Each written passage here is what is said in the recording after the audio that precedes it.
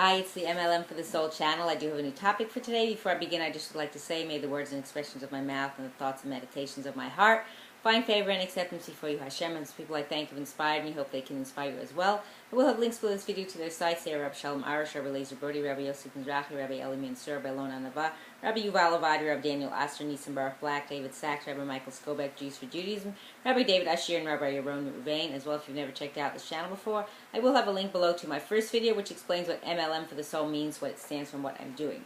So this is related to the upcoming parasha, Parashat Bahar, again from the weekly Parasha Insights from Rabbi Eli Mansour, and I call this What is True Freedom?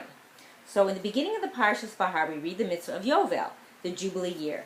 Every 50 years during the times of the Beit HaMikdash, a number of special laws took effect.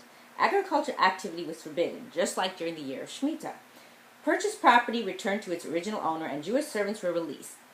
The Torah sanctioned a system of indentured servitude, Eved Ivri, whereby a person who was poor or could not repay stolen funds could, quote, sell himself as a servant. On the Yovel year, all servants had to be set free and released from their master's home. In presenting this law, the Torah writes, each of you shall return to his family. The Torah places particular emphasis on the fact that the newly freed servant shall return to his family. Rather than simply stating that he leaves his master, the Torah found it necessary to stress that he must return home to his wife and children. This emphasis underscores the fundamental difference between the Torah's concept of freedom and the notion of freedom that is prevalent in today's society. In the world around us, freedom is understood to mean the absence of restraints and limitations, the ability to act as one pleases without restriction.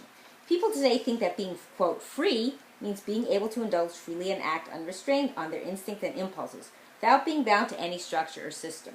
From the Torah's perspective, however, freedom means returning to one's family, to the structured environment and commitments of Jewish family life. A person who is free is able to fulfill his obligations to his wife, children, and parents as mandated by the Torah. For us, freedom means not the ability to do what one wants to do, but rather ability to do what one must do. The sages famously commented, there is no one who is free other than someone who involves himself in Torah. The freedom to act on impulse is not freedom, it is subjugation, being enslaved to one's desires and passions. A person who is truly free enjoys the freedom to control his instincts and then lead a life of virtue and sanctity. Rather than being controlled by his evil inclination, he has the power to rise above his impulses and follow the path of Torah and mitzvot. Therefore, the Torah stresses that when a master releases his servant, the servant goes to his family, to a life of meaning and fulfillment. If he would leave to live a life of lawlessness and the endless pursuit of vain pleasures, then he would simply leave from one state of subjugation to another. Instead, he is freed of his obligations to his master so that he can return to his obligations to his family and to his obligations to his Creator. And we must remember this, especially in the society we live in. People fall into that trap and they get involved with stuff that's outside of what we really should be doing. And that is not true freedom. When your freedom is really living by the Torah, it's true freedom. You're obligated to only what Hashem requires you to do, not what society puts out there. And I hope and pray that we will all merit to live and see the coming of Mashiach speedily in our days and the rebuilding of our final and everlasting Beit HaMikdash. Amen, and thanks for watching.